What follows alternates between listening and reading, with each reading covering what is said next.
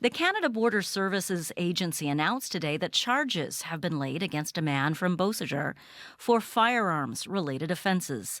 Jaron Peters is Executive Director with the Canadian Border Services Agency, the Canada Border Services Agency, I should say, Prairie Region. Jaron Peters, thank you for joining us. Hi, thanks for having me. I'm going to take you through the timeline of this investigation in just a moment, but first, can you please put into perspective just how complex and serious this investigation has been? Yeah, absolutely. The investigation started in April of 2023 when CBSA officers at the Winnipeg Land Commercial Office examined a shipment which was found to contain items related to the manufacture of unserialized firearms or ghost guns. And just to put it in perspective, it was almost a year before a search warrant was served at a rural property in Chatfield, Manitoba, where they discovered the evidence that led to the charges against the individual. So just shy of a year from the time that that shipment was intercepted to the time that the search warrant took place. Why did it take almost a year to get the search warrant or have the information you needed to get the search warrant? Our investigative processes are complex and, in this case involved a number of our other partners as well. And so sometimes it just takes that amount of time for us to be able to gather evidence and determine who's involved and where to go with the investigation. So in this case, that time was necessary for the team to conduct a thorough investigation, which led to the success of the search warrant and the charges being laid. So take us back to that day in April 2023. How did this investigation begin? What was found first? So the officers at our Winnipeg Land Commercial Office, this is where we have postal or courier shipments and commercial shipments that come into the country for processing. The declarations are reviewed and examinations take place, and the officers at this office examined the shipment and found that it contained these items, which are used for the manufacture of unserialized firearms, or what are commonly known as ghost guns. So that discovery is what kicked off the investigation and led them to dig deeper and look into, who is involved and, just gathering as much of the evidence that they could, which led to the need for that search warrant to take place. And then March 12th, 2024, what was found with the search warrant? So the CBSA officers, with the assistance of the RCMP emergency response team, executed a search warrant at a rural property near Chatfield, Manitoba, and found a number of non-restricted, restricted, and prohibited firearms and other devices. Among those, unserialized polymer 80 pistol, receiver blanks for Glock pattern handguns, which are restricted firearms and other handgun parts, a ghost gunner computer numerical control or CNC machine. What does that do? It's a numerical controller. It makes fake serial numbers? So a CNC, the computer numerical control machine is it's used in computerized manufacturing processes in which pre-programmed software and code control the movement of the equipment. So it's computer manipulated, or it's used to manufacture these items. So, like with a 3D printer. Yeah, a 3D printer was also found in that search warrant. Yes. Yeah. How big a concern is it for Canada Border Services Agency that weapons and undeclared firearms are getting into our country, or maybe in our country?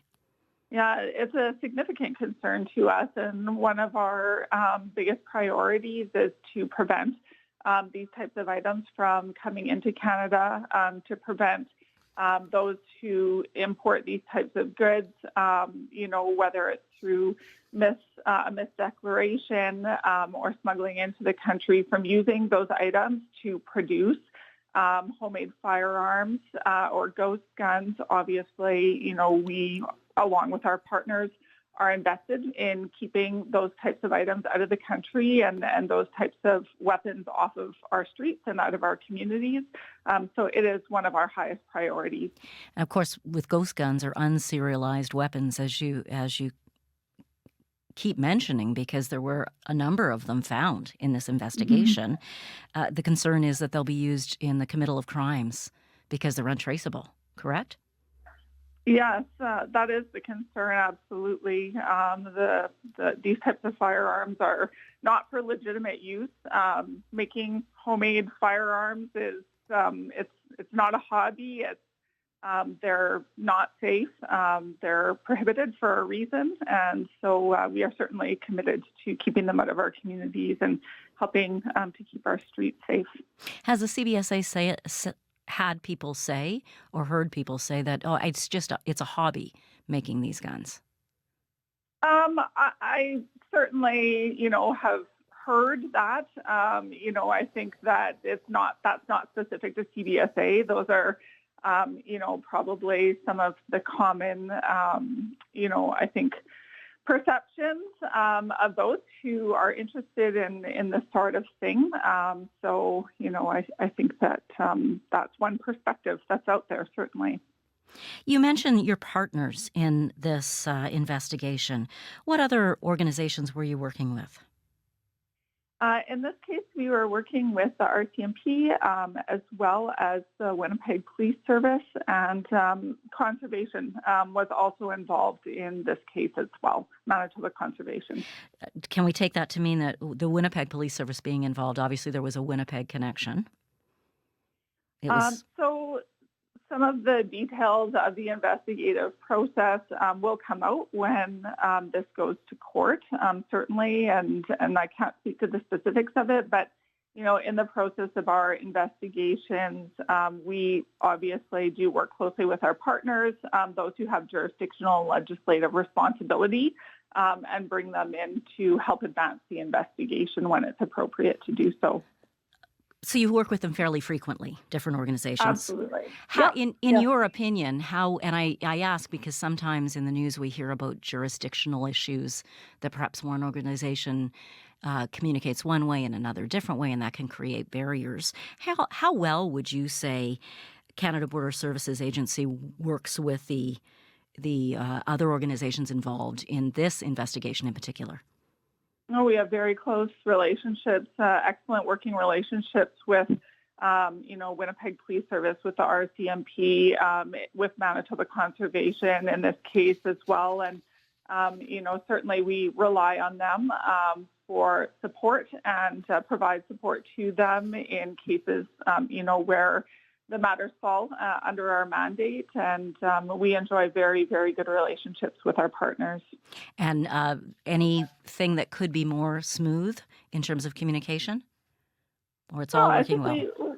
I think we do well. Yeah. I wouldn't say that there's anything, that I would say, is an issue. I think that we have enjoyed good relations with our police partners and our other partners in enforcement and protection, in the province, and just continue to build on those relationships and work together, when the opportunities present themselves.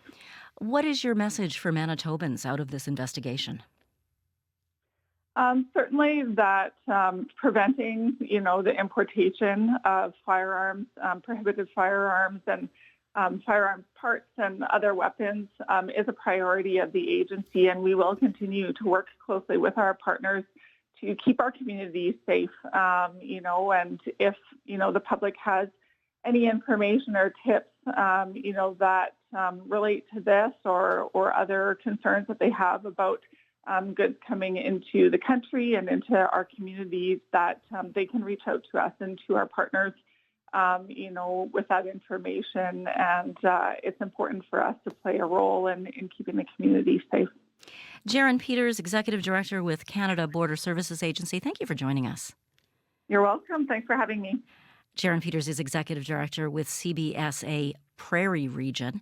Again, none of the charges laid against the suspect have been proven in court. The suspect has been in custody since March 12th. His next scheduled court date is June 7th.